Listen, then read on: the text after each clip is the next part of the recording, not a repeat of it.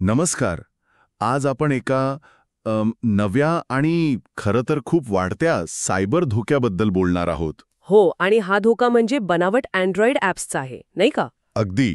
भारतात state bank म्हणजे SBI, axis bank इतकंच काय पंतप्रधान योजनेच्या नावाखाली सुद्धा बनावट ॲप्स पसरवली जात आहेत. हो, आणि फक्त भारताच नाही, युरोपमध्ये पण अशीच काहीशी परिस्थिती दिसतीये.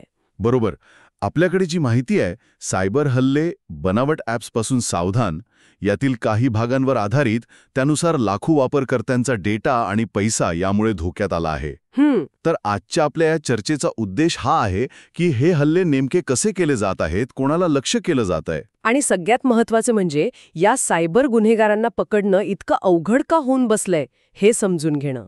हो, चला तर मग सुरुवात करूया या हल्ल्यांच्या पद्धतीपासून. म्हणजे बघा, युरोप आणि आशिया, विशेषतः भारतात, काय होतं की फेसबुकवर बनावट जाहिराती दाखवतात किंवा मग खोट्या सरकारी योजनांचे ॲप्स तयार करतात.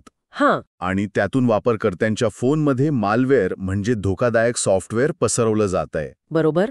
आणि भारतात तर आपण बघतोय की पंतप्रधान योजना 2025, RTO चलन भरण्यासाठीची बनावट ॲप्स, हो, SBI आणि ॲक्सिस बँकेच्या नावानी तयार केलेली अगदी हुबेहूब दिसणारी खोटी ॲप्स वापरली जात आहेत. आणि यामुळे होतं काय की सामान्य माणसाला वाटतं की ते अगदी अधिकृत सरकारी किंवा बँकेची सेवा वापरत आहेत. हो ना. आणि मग ते नकळतपणे अशा काही परवानग्या देऊन टाकतात ज्या खरं तर खूप धोकादायक ठरू शकतात. अगदी.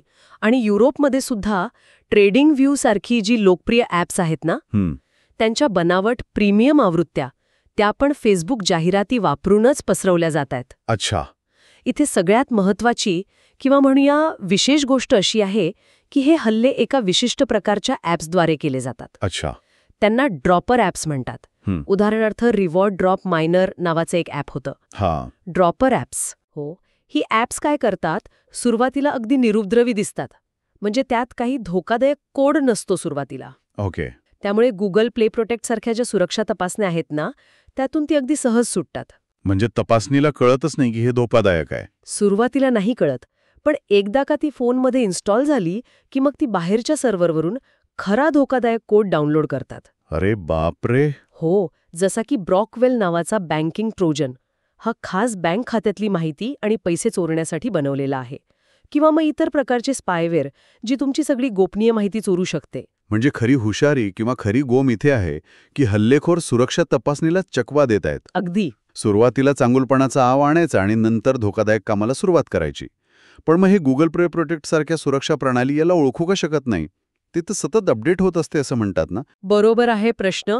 गुगल म्हणतं की त्यांचं प्ले प्रोटेक्ट सतत सुधारत आहे, अपडेट होत आहे आणि त्यांना अधिकृत प्ले स्टोअरमध्ये असा मालवेअर आढळलेला नाहीये. पण यात एक मोठी मेख आहे बरं का. अनेकदा ही ॲप्स प्ले स्टोअरच्या बाहेरून डाउनलोड केली जातात. म्हणजे फेसबुक लिंक्स किंवा दुसऱ्या वेबसाईट्सवरून. अगदी. आणि समजा प्ले प्रोटेक्टने चेतावणी दिली सुद्धा तरी काही वेळा वापरकर्ते काय करतात, तरीही इन्स्टॉल करा किंवा इन्स्टॉल एनिवे असं जे बटन येतं त्यावर क्लिक करतात. हो, असं होतं कधी कधी. आणि तिथेच मालवेअरला फोनमध्ये प्रवेश मिळतो. इथेच हल्लेखोर यशस्वी होतात. अच्छा, म्हणजे हे जे ड्रॉपर ॲप्स आहेत ते सुरुवातीला कमी धोकादायक परवानग्या मागतात आणि मुख्य मालवेअर नंतर डाउनलोड करतात. बरोबर. त्यामुळे गुगल प्ले प्रोटेक्टच्या सुरुवातीच्या स्कॅनमध्ये ते सहज निसटून जातात असं दिसतंय. हो, तसंच आहे. आणि हल्लेखोर गुगलच्या भारतातल्या नवीन सुरक्षा उपाययोजना म्हणजे ज्या ॲप्सना कोणत्या परवानग्या द्यायच्या यावर जास्त कडक लक्ष ठेवतात, त्यांनाही कुठेतरी बगल देण्याचा प्रयत्न करत आहेत. अगदी. ही सायबर गुन्हेगार आणि सुरक्षा यंत्रणा यांच्यामध्ये एक सततची शर्यतच सुरू आहे असं म्हणायला हरकत नाही. आणि हे हल्ले फक्त भारतापुरते मर्यादित नाहीत, हेही लक्षात घ्यायला हवं. सायबर गुन्हेगार आता जगभरात cryptocurrency, trading platforms, mobile banking apps या सगळ्यांना लक्ष करत आहेत. का? म्हणजे याच गोष्टी का? कारण यावर लोकांचा विश्वास जास्त असतो आणि यात मोठा आर्थिक फायदा मिळवण्याची संधी असते त्यांना. अच्छा, पैशांचा मामला आहे सगळा. हो, नक्कीच. आणि फेसबुक जाहिरातींचा वापर केल्यामुळे काय होतं की ते एकाच वेळी हजारो, अगदी लाखो लोकांपर्यंत सहज पोचू शकतात. कमी खर्चात जास्त लोकांपर्यंत पोचण्याचं हे त्यांच्यासाठी खूप प्रभावी माध्यम ठरतंय. म्हणजे धोका अगदी स्पष्ट आहे.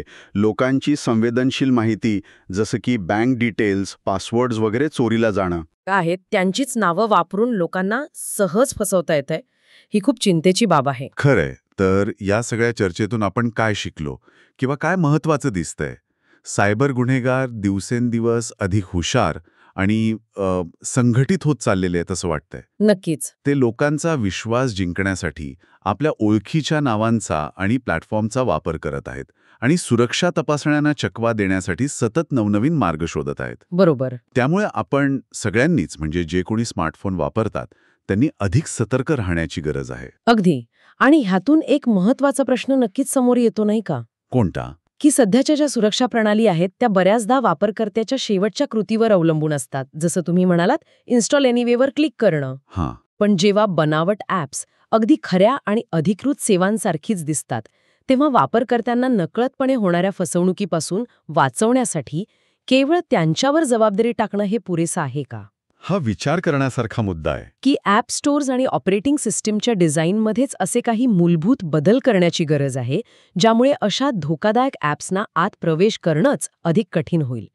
मग वापरकर्त्याने समजा चुकीचं बटन दाबलं तरीही. म्हणजे प्लॅटफॉर्म्सनी स्वतःहून अधिक जबाबदारी घ्यायला हवी. हो, प्लॅटफॉर्म्स स्वतःहून अधिक सुरक्षित कसे बनवता येतील, जेणेकरून ही सगळी जबाबदारी फक्त आणि फक्त वापरकर्त्यांवरच येऊन पडणार नाही. हा एक महत्वाचा प्रश्न आहे, ज्यावर विचार व्हायला हवा.